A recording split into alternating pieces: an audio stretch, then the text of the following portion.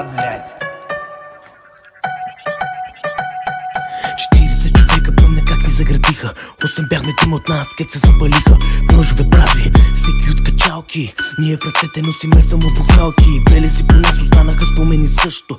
Всичко са мина, пак си е едно и също. След това ме сетам, въртим за забавление. Сменен са браточка, пак много одобрение. Много одобрение, твоята корвели. Като я хванем, викам, моля ви слеме. Сипи брато горе нещо, че не знам къде съм. Джонките в устата не знам и се лице съм. Няма ти разправям с живота, какво се случи. А тая малката братоста бързо се учи. Куките насякъде ме темнат. Все едно съм екс или би ги очаквам всеки момент. Да ме застрелят, шматките на куките отново пеят.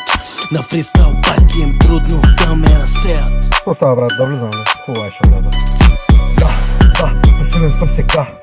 Почвам да пиша новата глава. Да, гоним ни пара, за да има по-светли времена.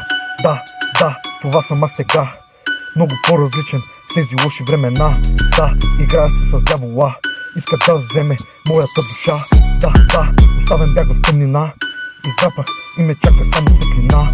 Да, тя използваше моята доброта, а отсреща даваше само хулота. Да, запознах се с много хора, доста влязоха, даже и в затвора. Да, всички чудят се, аз какво говоря. Единствената връзка идва отгоре с Бога. Няма вече нова мода. Всичко живо се продава, даже и пагона.